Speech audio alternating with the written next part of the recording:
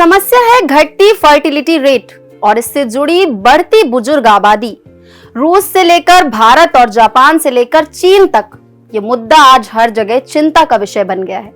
लेकिन ये सिर्फ एक आंकड़ों की कहानी नहीं है, बल्कि इसके पीछे छिपा है बदलती सोच, नई चुनौतियों और भविष्य की तैयारियों का सवाल। शुरुआत करते हैं रूस से। हाल ही में रूस की संसद ने एक बिल पास किया है जिसमें बच्चे न पैदा करने का प्रचार यानी चाइल्ड फ्री प्रोपेगेंडा को प्रतिबंधित कर दिया गया है। यानी कोई अगर ये प्रचार करता है कि भैया बच्चे ना पैदा करो या कम पैदा करो तो उसके ऊपर कानूनी कार्रवाई होगी। रूस के राष्ट्रपति व्लादिमीर पुतिन ने इसे पश्चिम से आयातित विनाशकारी विचारधारा करार दिया है। ये बिल ऑनलाइन मीडिया और फिल्मों के जरिए बच्चों के खिलाफ प्रचार करने वालों पर सख्ती करेगा। पहली बार नियम तोड़ने वालों पर 4 लाख रूबल यानी $4100 तक का जुर्माना और विदेशी नागरिकों पर जुर्माना लगाकर उन्हें देश से निकाला भी जा सकता है। लेकिन सवाल उठता है कि रूस को अचानक बच्चों को लेकर इतनी चिंता क्यों हो रही है। दरअसल रूस में जनसंख्या तेजी से घट रही है। 2024 के पहले 6 महीने में सिर्फ 5.99 लाख बच्चे पैदा हुए, जो 1999 के बाद सबसे कम है। वहीं मरने वालों की संख्या 3.25 लाख के पार हो गई, जिसमें यूक्रेन युद्ध का बड़ा योगदान है। पुतिन ने इसे रूस की राष्ट्रीय सुरक्षा के लिए खतरा बताया। सरकार का ये मानना है कि अगर ये ट्रेंड जारी रहा तो देश में युवाओं की कमी हो जाएगी, जिससे श्रम बाजार और आर्थिक उत्पादन पर बुरा असर पड़ेगा। अब बात करते हैं भारत और इसके पड़ोसी देशों की।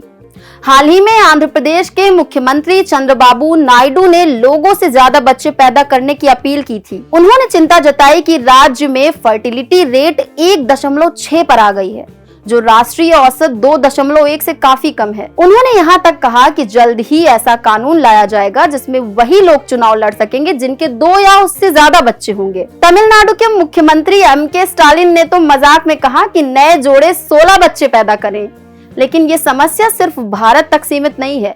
चीन ने भी अपनी घटती जनसंख्या को रोकने के लिए पहले 1 चाइल्ड पॉलिसी, फिर 2 चाइल्ड पॉलिसी और अब 3 चाइल्ड पॉलिसी लागू की है। रूस में तो सेक्स एट वर्कप्लेस जैसी अजीबोगरीब योजना पर भी चर्चा हो रही है। इसके तहत कर्मचारियों को लंच ब्रेक के दौरान बच्चे पैदा करने के लिए प्रोत्साहित किया गया था। वहीं जापान में 30 साल की उम्र के बाद महिलाओं का गर्भाशय निकालने जैसे विवादित सुझाव भी दिए गए। तो मूल सवाल ये उठता है कि आखिर फर्टिलिटी रेट क्यों घट रही है। एक्सपर्ट्स मानते हैं कि जैसे जैसे देशों में शिक्षा और स्वास्थ्य सेवाएं बेहतर होती हैं, महिलाएं अपने जीवन पर ज्यादा नियंत्रण पाने लगती हैं। इसके अलावा आधुनिक जीवन शैली, बढ़ती महंगाई और बच्चे पालने का खर्च भी लोगों को कम बच्चे पैदा करने के लिए मजबूर करता है। भारत में भी यही ट्रेंड दिख रहा है।